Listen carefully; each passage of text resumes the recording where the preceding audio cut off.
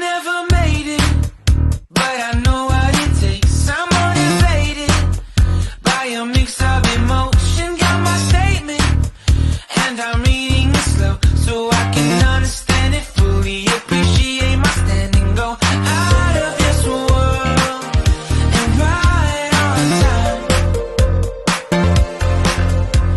Oh, never in my life have I seen the sky light up like this. I'm far away from Earth and I wanna know if you exist. Mission control, do you read me? Send me my coordinates lately. Mission control, am I drifting? Tie me to someone who will love me, yeah. Wait, I think I'll last a bit longer. Fine. Welcome everyone. Welcome everyone to another Ref Brandon and the Todd Family YouTube video. Wherever you are, whatever you may be doing, thank you so much for making Ref Brandon and the Todd Family a part of your day. We always greatly appreciate it. Today I'm going to be talking some college football here on the channel. But before I get into that, let me say first that we want to say thanks to this week's sponsor, Arden's Burger and Grill in Central South Carolina. Make sure to tell Donnie and Angie, the fanboys, sent you. Make sure to try the double-dipped wings or the famous macaroni and cheese chili dog. That's Arden's Burger and Grill in Central South Carolina in the Walmart parking lot beside Dollar Tree. Call ahead at 864-639-5368 or go to their website at ardensburgerandgrill.com. Spell out the word and if you're not sure how to spell Ardens, that's A-R-D-E-N-S. So big thank you to Arden's Burger and Grill. But today here on the channel, we're going to be talking some college football. Of course, we had some bowl games this past Monday. In case you missed the score at any of the bowl games on Monday, the ReliaQuest Bowl, which used to be the Outback Bowl, Mississippi State defeated Illinois by the score of 19-10. The Citrus Bowl saw LSU clobber Purdue by the score of 63-7. The Rose Bowl saw Penn State defeat Utah 35-21. And the Cotton Bowl was the big upset. Tulane defeated USC by the score of 46-45. Now, the funny thing about that game was I've said all year long that I'm still not sure USC's defense is any good. Well, they proved Monday that they're not. And I was talking to a couple of coworkers during that game, and I said, man, I tell you what, Tulane is moving the football with ease. They're scoring some points. They just can't stop USC. And when I said that, it was 45-30 USC. And then Tulane scored the final 16 points of the game. If there's two things Lincoln Riley has showed us so far in his young head coaching career, it's that he does not believe in playing defense, and he cannot win a must-win game. Now, I know you might think this game was not a must-win game, and it wasn't. In the grand scheme of things, their must-win game was the conference championship game that they lost, which would have put them in the playoffs. But after you lose that game and you miss the playoffs because of that game, and then you play a group of 5 team in a New Year's Day bowl game, you need to win that game to have some kind of momentum going into the offseason. And Lincoln Riley just cannot win must-win games. I don't care if he plays the worst team in college football. So far, all he's proven is in a must-win game that's important, he's going to find a way to lose that game. Now, of course, coming up on Monday night, we have the national championship game. airtime on national TV starts at 7:30. It's going to be from Inglewood, California. Now, a lot of people are up in arms because it was announced yesterday that Inglewood, California said there will be no tailgating in their parking lot leading up to the game. So, of course, people are having a fit about it, but I'm going to go ahead and tell you people can get mad all they want to and pretend like they're mad and upset and they're not going.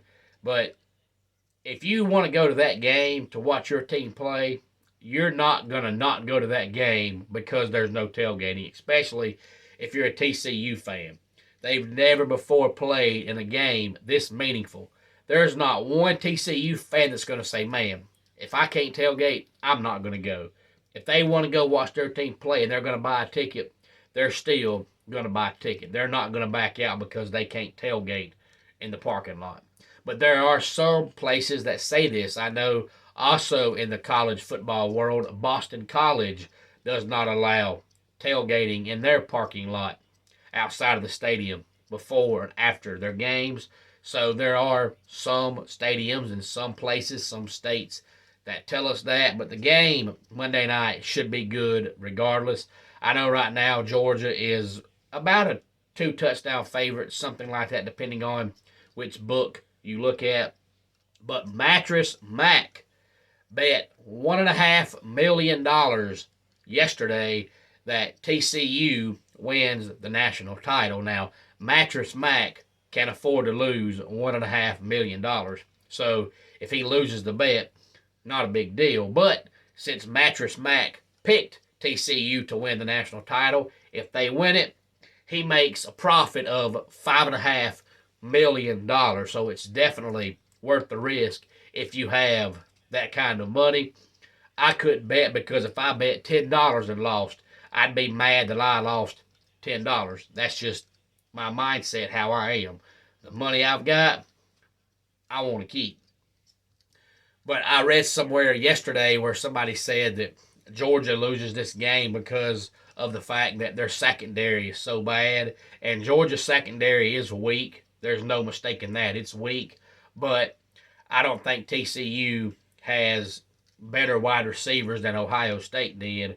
And I also don't think that Max Duggan is nearly as accurate as C.J. Stroud was. Now, the benefit that Duggan has is Max Duggan is not scared to run the ball. So he may give Georgia more havoc in the running game than C.J. did, but he is not nearly as accurate downfield as C.J. was. The thing that makes Max Duggan so good is that if the game's on the line and it's crunch time, he's great. But if you look at his overall numbers, even last week against Michigan, I think he was 14 of 29, which is not very good at all. But when it mattered, he came through. But also this weekend from Frisco, Texas, Sunday at 2 o'clock, we have the FCS National Championship game.